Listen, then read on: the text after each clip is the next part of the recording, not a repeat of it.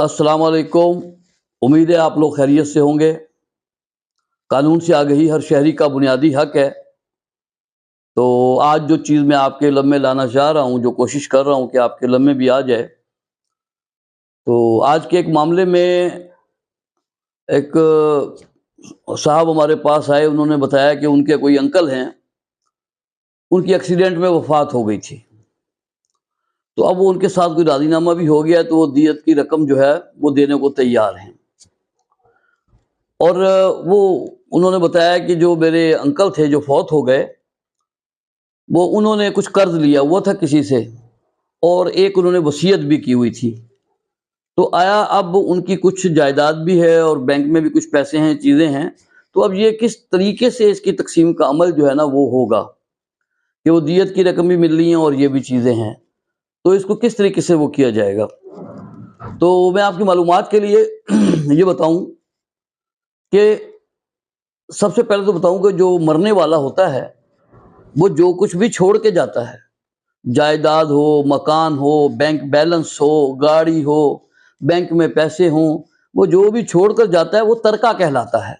यानी जो मर गया है, वो जो छोड़ कर गया है वो सामान जो मैंने अभी आपको बताया वो तरका कहलाता है।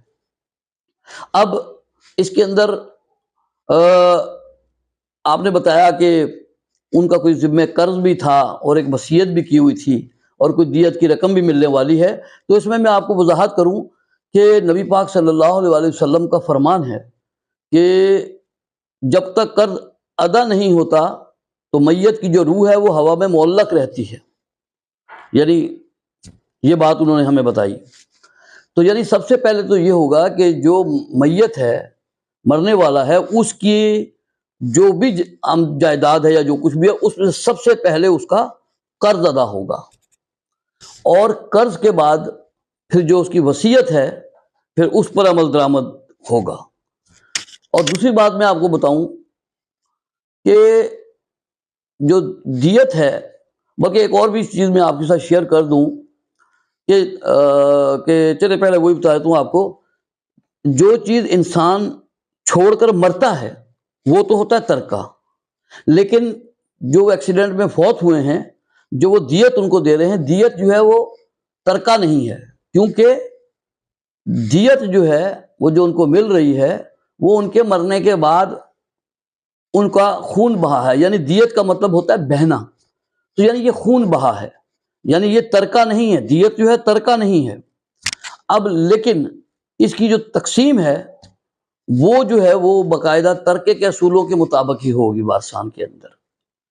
तो यानी सबसे पहले कर्ज की अदायगी होगी, फिर कोई वसीयत का जो मामला है वो उसके मुताबिक उस पर अमल होगा। और ये बताऊं आपको कि मैयत की जो अखराजात आप कर सकते हैं, जो मैयत का जो भी माल है, असबाब, पैसे हैं, उसकी रकम है, जो कुछ भी है, उसमें से सिर्फ आप उसकी तदफीन पर आने वाले अखराजात कर सकते हैं, लेकिन लोगों को खिलाना पिलाना आप उससे नहीं कर सकते, क्योंकि वो नाजायज़ है, वो नहीं आप कर सकते। वो अगर कोई भी वारिस जो है अपना हिस्सा लेने के बाद अगर इसाले सवाब के लिए खर्च करना चाहता है तो वो कर सकता है, लेकिन मैयत के माल में से खाना खिलाना और ये वो सब करना जो है वो नाजायज़ है।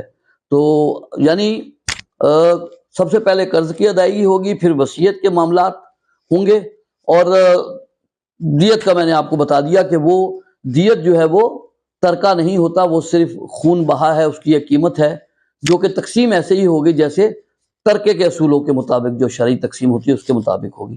तो ये थोड़ी सी वजाहत आपको बस करनी थी। अस्सलाम वालेकुम।